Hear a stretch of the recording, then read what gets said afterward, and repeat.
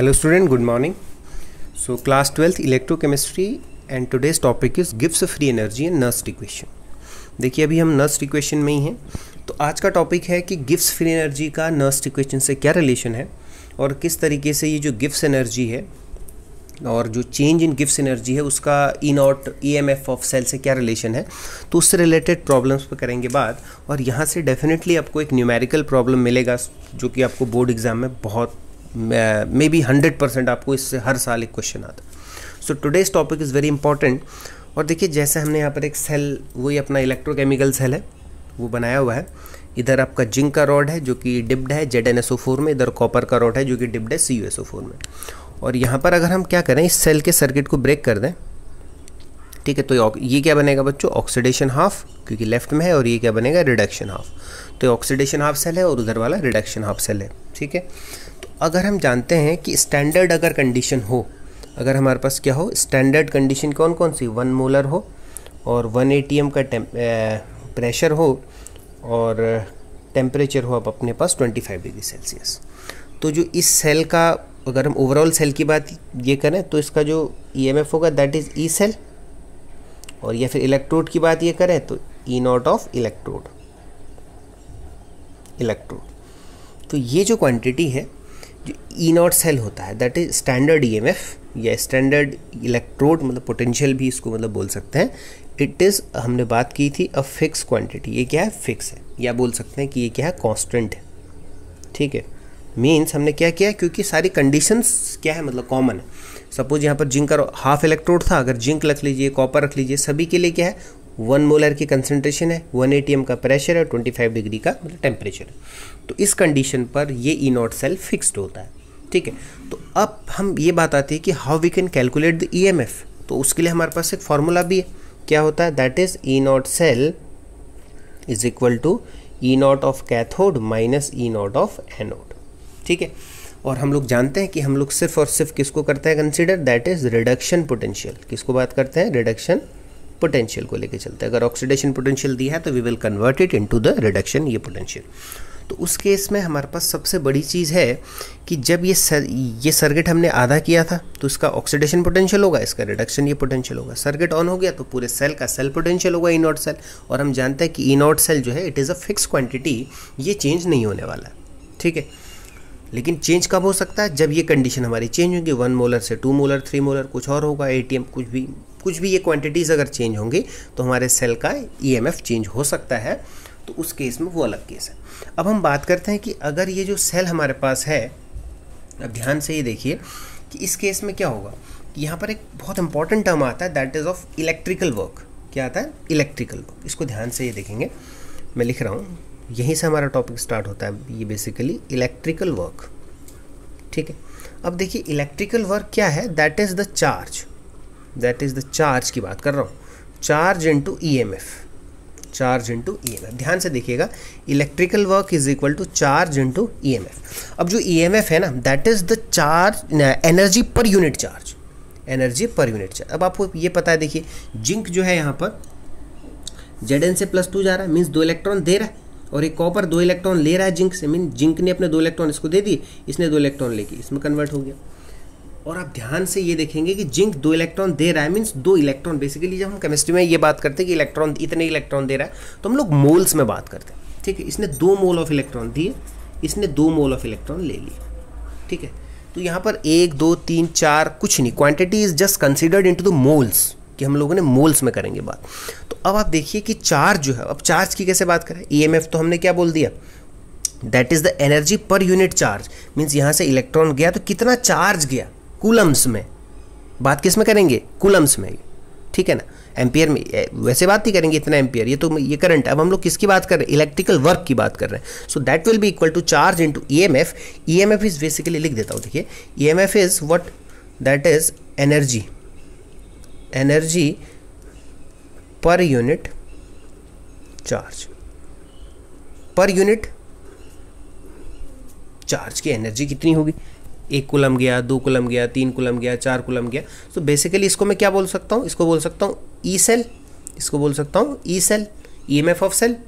अब चार्ज कहाँ से लाएं, देखिए चार्ज के लिए क्या है, हम लोग बोल सकते हैं चार्ज, अब बहुत इंपॉर्टेंट है, देखिए अगर यहाँ से ये इलेक्ट्रॉन गया, मान लो 1 इलेक्ट्रॉन गया या 2 इलेक्ट्रॉन गया या 3 इलेक्ट्रॉन गया, तो उसके लिए मैं क्या कर रहा हूँ, देखो थोड़ा सा बेसिकली यहाँ पर लेके चलता हूँ इस चार्ज को बताने के लिए। आप यहाँ पर आ जाइए। अब मुझे पता है कि charge on 1 electron will be equal to what, 1.6 into 10⁻⁻19 coulomb. एक इलेक्ट्रॉन पे इतना चार्ज होता है, तो 1 मोल पे कितना होगा, सपोज 1 इलेक्ट्रॉन गया तो 1 इलेक्ट्रॉन मतलब 1 मोल इलेक्ट्रॉन, तो 1 मोल इलेक्ट्रॉन पे कितना चार्ज होगा, दैट विल बी सपोज मान लेते हैं x कूलम है। कितना है, x कूलम है।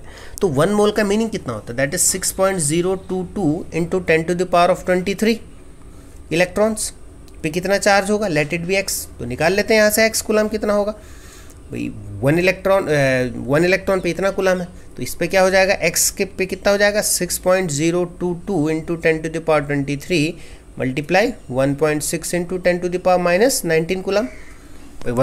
एक इलेक्ट्रॉन पे इतना है, 1 मोल पे इतने इलेक्ट्रॉन तो है, तो यहाँ से 1 मोल पे निकाल देते हैं। तो जब आप इसको मल्टीप्लाई ये करेंगे 10⁻23 और -19, it will comes out to be 10⁻4।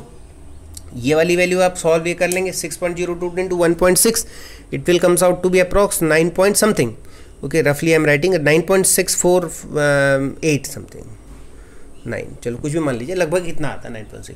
तो इसको हम लोग मान लेते हैं लगभग 96500 कूलम। ठीक है, और यही जो वैल्यू है 96500, इसी को क्या बोल देते हैं, 1 फैरेड बोल देते हैं। मीन्स 1 मोल अगर इलेक्ट्रॉन ट्रांसफर हो रहा है तो कितना चार्ज, दैट इज 1 फैरेड, इतना कूलम चार्ज लगता है।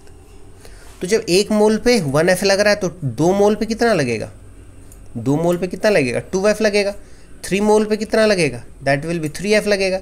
सपोज आपके पास n मोल्स है तो n मोल्स पे कितना लगेगा, दैट इज NF लगेगा, इतना चार्ज लगेगा। ठीक है, तो अब मैं चार्ज की जगह क्या लिख सकता हूँ, देखिएगा ध्यान से, चार्ज की जगह मैंने क्या लिख दिया, n इंटू एफ।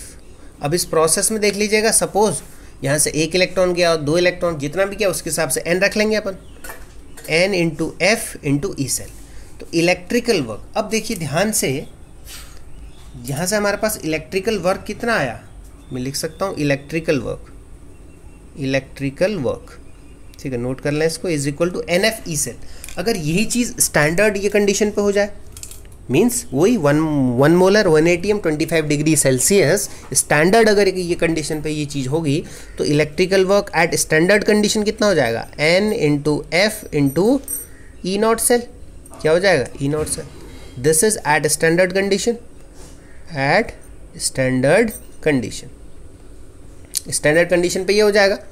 ठीक है, अब देखिएगा, अब हम बात कर रहे हैं कि इलेक्ट्रॉन यहाँ से गया, it is an spontaneous process. तो थर्मोडायनेमिक्स क्या कहती है कि स्पॉन्टेनियस प्रोसेस कब होगा, स्पॉन्टेनियस प्रोसेस तभी होगा, देखिए जब क्या होगा, जब कोई भी स्पॉन्टेनियस प्रोसेस कब होता है बताइए, जब डेल्टा जी क्या होता है, नेगेटिव होता है। जब डेल्टा जी क्या होता है, नेगेटिव होता है, तभी स्पॉन्टेनियस ये प्रोसेस होगा।